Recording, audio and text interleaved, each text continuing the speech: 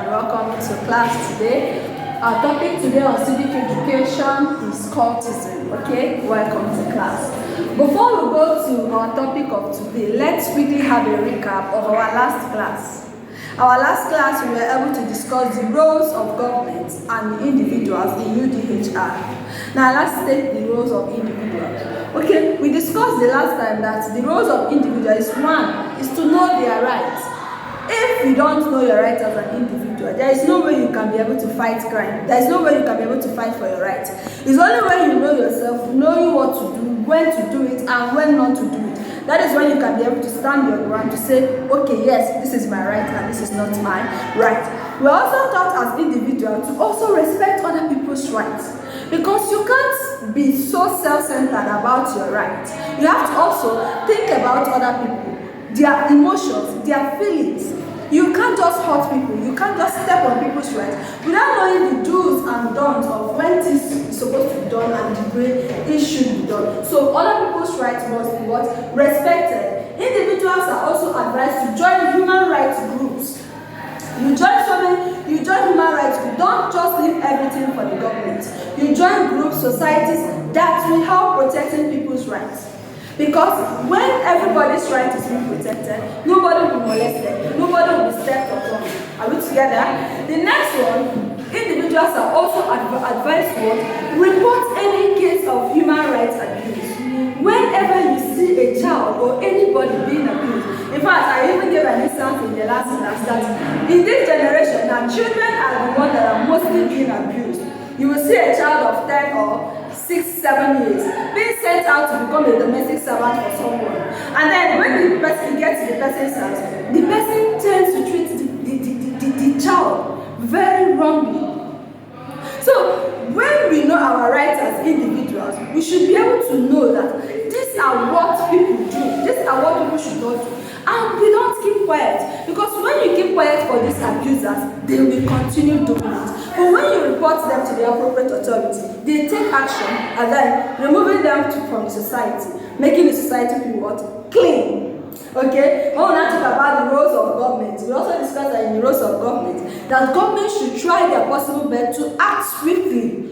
Whenever an action or any report is being given to them, they should be able to act on them and don't keep quiet or just let it slide. They should be able to act on it swiftly, because when individuals report a case to the government and then the government takes it with laxity, they will end up being demoralized. Next time, when they see such thing, they might decide to keep it to themselves. So the governments are also advised to act swiftly to whatever the individuals reported to them and make sure it's properly investigated, because some people will go up to the extent of claiming that their rights were abused. When properly investigated, you will find out that they were even the one abusing people's rights. Okay? And also the government should provide education, being able to educate people on their rights. Because these people you are seeing, you can't just know their rights without being well informed about it. So it is the duty of the government also to inform the citizens, to tell the citizens their rights, educate them. There should also be seminars. They should also learn to support the human rights activists. So these are the roles. I believe we still go back to the last class and get more of it, and what we discussed in the last class. And then to our topic of today, which is what? Cultism. When you talk about cultism, what comes to mind? Some of us will say, is it court marriage? Is it going to court for judgment? Like I was asking a child, what do you understand by court? He said it's about going to the law court for cases, and then the lawyer will be there to defend you. No, that is not what we are talking about today. What we are talking about today is what? Cultism. Look at the meaning of court, whereby you go and say, like, this is the court you go to for judgment, or you go for your marriage registry, or you go for anything that has to do with a case, okay? Alright. So what we're talking about today is cultism. Now let's look at what cultism is. We say that cultism is an extreme religious or social group or association that is not part of an established norm. It's the religious or social group that is not part of what? The established norm. It is not part of the norm. It is not a group that is being legalized. That is why it is being regarded as not being part of what? The norm. It is not a group that everybody can just go and join. It is not a group that anyone can just go to. Now, let's deviate from this and talk about cultism. Cultism starts from when group of people, for example, when a group of people gather together and decide that they want any particular thing they discuss in that group to be kept within their group. That is what cultism, because it's more like secrets. In fact, in the world today, it's being regarded as a secret society. It's a group whereby the members maintain high level of secrecy, that they don't need to share anything that is happening in their group with any other person. Any group of people that keeps a high level of secrecy in anything they are doing should be regarded as what? Cult, depending on the context. You might, because by the time we start discussing the history of cultism in Nigeria, we can be able to identify that the main aim of cultism. Okay, so when a group of people gather together to discuss things that is meant for their personal perusal, that is meant for their personal consumption, that is meant for them alone, that is not being shared with anybody.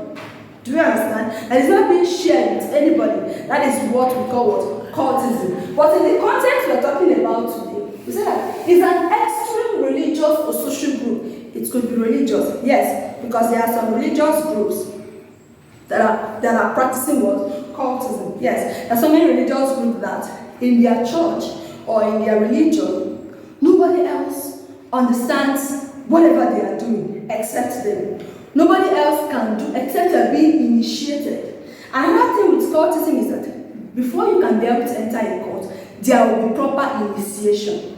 You will be properly inducted and telling you the do's. They'll first of all tell you the do's and the don'ts of that particular society, because you can't just venture in something that you will go and come out. Because one thing about cultism again is that once you are in, you are in.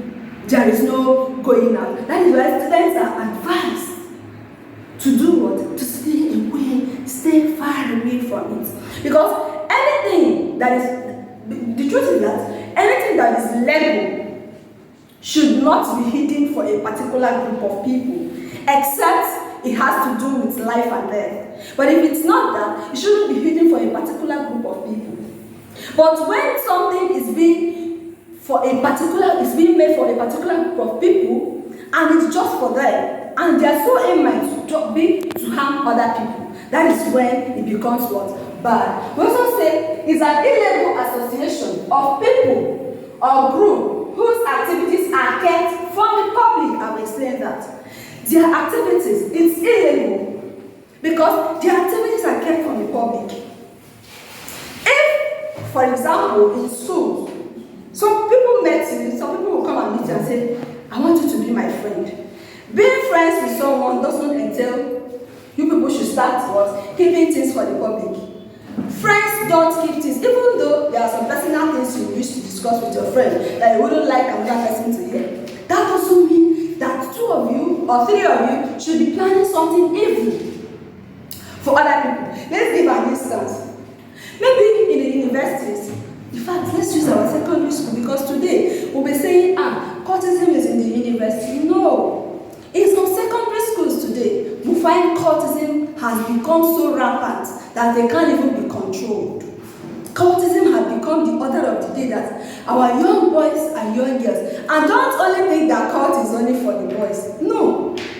There are so many cult groups that are also for the girls and also for the what? Boys. We'll get in that the details at the course of this lesson. Okay, now in school, group of people, and one good thing or one bad thing, because it can be negative or positive about them, is that they know how to penetrate. They will come to you and form friends. They will come to you to form what? Friendship. And when they form this friendship with you, coming close to you, and before you can, and one thing they can be able to use to get is when you are not contented with what you have. When you are not satisfied with what you have. Because if you are okay with what you have, if you are contented with what you have, you will know that these people, they will give you the beautiful things.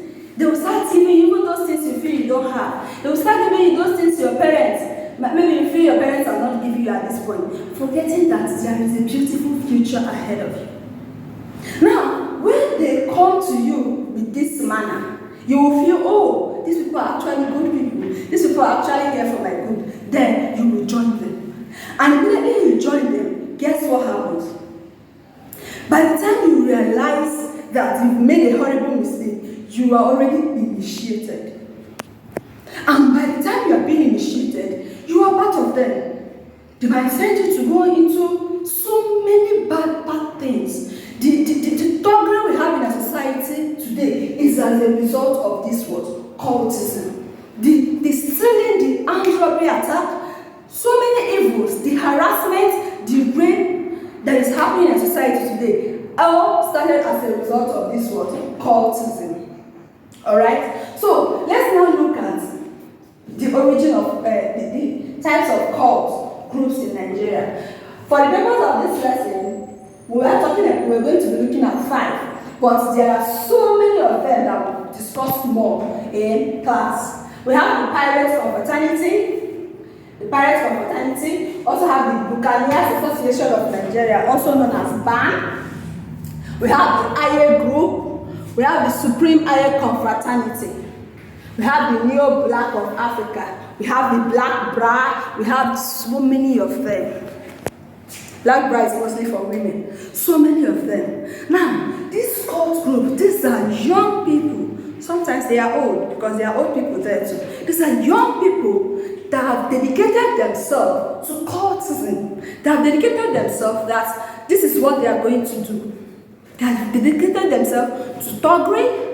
They've dedicated themselves for molestation. Because in universities and in secondary school, what they do mostly is molesting people. In fact, I always see that what leads these people to this thing is more of inferiority complex. When you feel another person is better than you, when you feel you want to belong, that is what most people say. Say they want to belong, they want to be part of the people that are happening, they want to be heard. Without knowing that there are so many things you will do to be heard, but it doesn't come to their mind. So when you start giving yourself a very low self-esteem, you start becoming inferiority, your inferiority complex will start going down.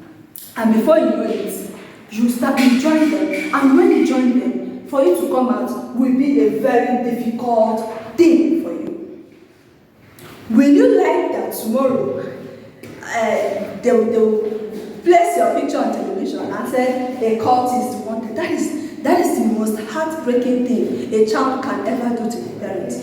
So that is why students are advised to stay away from these people. How do you stay away from them?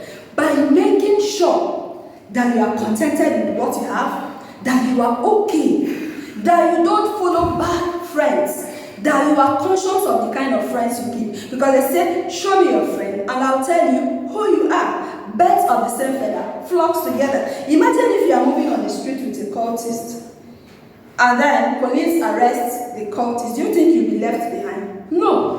Why will you not be left behind?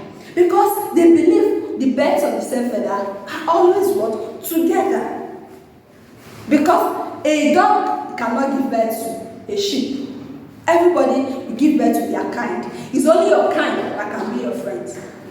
And I told you here that these people come with so sweet-mouthed that you will feel, feel so comfortable. They will make you so comfortable around them, giving you everything you want.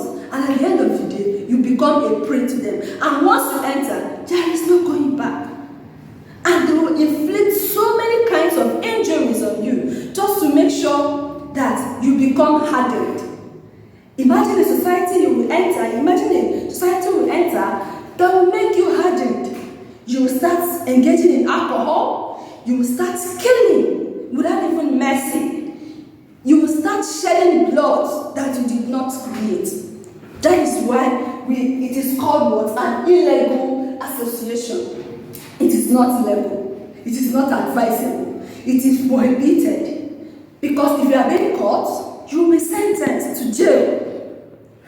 And by the time you come out, maybe after so many years you come out, that means you are going to start your world afresh. Everything will start coming out new. Because as it is, nothing, maybe if you are in first year in university, when you were arrested, or investing in secondary school, by the time you come out, your mates might have gone far beyond you. So the question now is, will you prefer for your mates to be far behind you? Or you start now to stay away from things and people that will make you to join what? Cultism. Okay, let's now look at the emergence of cult group in Nigeria. Now, cultism in Nigeria began in 1952. Please pay attention to this. It began in 1952. And the first cult group we have in Nigeria is the Pirate Confraternity. Is the Pirate Confraternity. This Pirate Confraternity was started by 7 students. Please pay attention to this. It began in 1952 and it was started by 7 students. And the one which that is the 7 students that are involved, is our very own Professor Wole Soyinka. I know you will be asking yourself, Professor Wole Soyinka, a cultist. We are going to find out the sole aim of this cult group. Okay, the first cult group we have in Nigeria. We have Professor Wole Soyinka, we have Olumiyiwa Awe, we have Ralph Okpara, we have Agi Imokede, we have Ben Ewuchie, we have Nathaniel Oyebola, we have Pius Ologe. Now, these 7 students were students of University of Ibadan.